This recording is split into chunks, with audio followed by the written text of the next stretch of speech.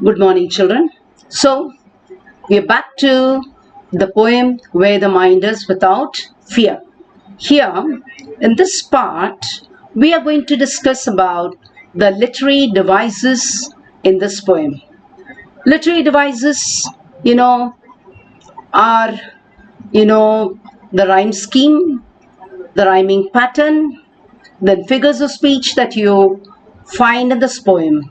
Okay, so let's go back to the poem here.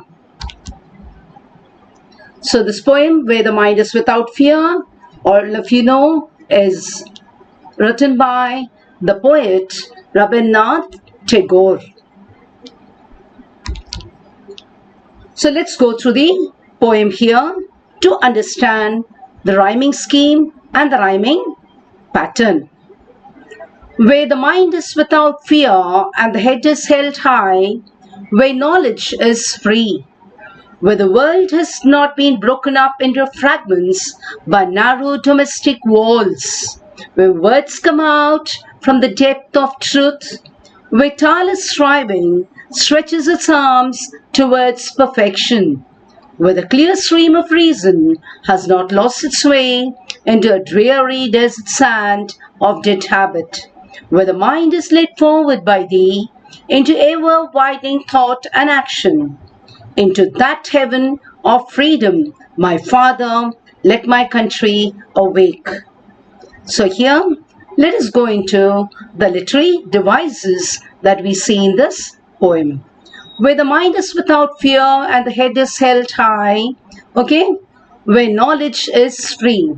Okay, so for the rhyming pattern, okay, you'll have to see whether the first one is now whether the words rhyme here. See, look at the end or the first line, high, and the second one where knowledge is free. Okay, the second line is ending with free. High doesn't rhyme with free. Again, look at the third line where the world has not been broken up into fragments by narrow domestic walls. So again, fragments and walls, they don't rhyme at all. Where words come out from the depth of truth, where tireless striving stretches its arms towards perfection. Again, truth doesn't rhyme with perfection again. Nor does it rhyme with any of the words that we have already, said. Okay? Where the clear stream of reason has not lost its way into a dreary desert sand of dead habit. Again, way doesn't rhyme with habit. Where the mind is led forward by thee into ever-widening thought and action, into that heaven of freedom, my Father, let my country awake. Again, action doesn't rhyme with awake. So, what did you notice here? Here, we do not have any rhyming word or rhyme. There is no rhyming pattern in this poem. So, what do you call this? Now, here we call this as a free verse. So what is this poem about? Now the poem Where the Mind is Without Fear by Rabindranath Tagore is an invocation, a prayer to the Almighty. It is written in free verse. Okay? Now, let's discuss the figures of speech. Okay? So, let's come to the first one. Okay? We are going back to the poem. Where the mind is without fear and the head is held high. Okay? So, come back to the line. The head is held high. Okay? So, this figure of speech here is an alliteration because the sound of the letter H. So, head and held. Look at that. So, the sound of the letter, okay, of the letter H is repeated for better poetic effect. The next one, where tireless striving stretches its arms towards perfection. Okay, so here the figure of speech is personification because tireless striving has been given the human quality of stretching its arms. Okay, the third one, the clear stream of reason.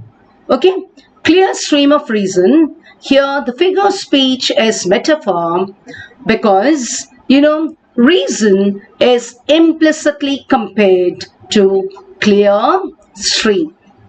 Did you understand, children?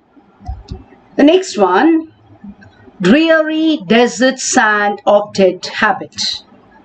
Okay, now dreary desert sand of dead habit. Okay, so it's an alliteration because the sound of the letter D is repeated for better poetic effect. At the same time, it is also a metaphor because dead habit is implicitly compared to dreary desert sand. Next one, into that heaven of freedom, my Father, let my country awake. Now, the figure of speech is apostrophe because the poem is addressed to the Almighty. Okay, children? So, did you understand the figures of speech here that we have used? Okay. Now, next is we are going to do critical appreciation of this poem where the mind is without fear. So here, under critical appreciation, you have to write the name of the poet, the name of the poem, okay? Then the figures of speech that are used here, the rhyming scheme, rhyming pattern, if at all it is there, and why you like this poem. Okay? So, the poem Where the Mind is Without Fear is written by Rabindranath Tagore, and it is a prayer and invocation to God. Now here in this poem, Rabindranath Tagore asks him, so him here refers to God, to awaken his country into a heaven of freedom, where there is total freedom of good thoughts, good words, and good actions. So here he asks God, he prays to God to awaken his country into that heaven of freedom, where there is freedom from of good thoughts, good words, and all good actions. The poem is written in free verse without any rhyme scheme. So we've already done what are free verses, okay? And we don't have any rhyme scheme in this poem. Now, here the poet has used many figures of speech. We've already done that. We have seen the poet has used alliterations, then metaphor, personification, etc. Okay? For example, one example here of personification is where tireless striving stretches its arms towards perfection. Okay? Then, what are the special features that you notice in this poem? Okay?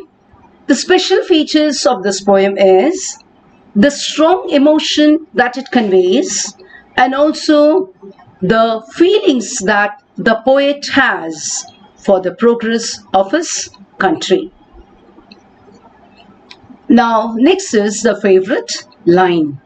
Okay? So, the favorite line, okay, here is where the mind is without fear and the head is held high. Here, there is a very positive emotion in this line which shows fearlessness, dignity, and self-respect. The poem is also deeply sensitive, fresh, and beautiful. Okay, children? So I hope you understand how to write critical appreciation of a poem. Now, next is we are going to have an extract here from the poem, and there's some questions which we can answer. Where the mind, so we are going to take the entire poem here till let my country awake. So, whose hair is referred to here? Okay, we are going to go back to the poem. Okay, where the mind is without fear and the head is held high. Okay, so whose head is referred to here? Okay, so here the head refers to the head of every Indian. Okay, what does the poet refer to when he uses the word way? Okay, so way, the poem is where the mind is without fear. Okay, so here when the poet refers to way, he refers to a free India, which would be like a heaven of freedom. So here the poet is referring to a free India, which would be like a heaven of freedom. Who breaks the world?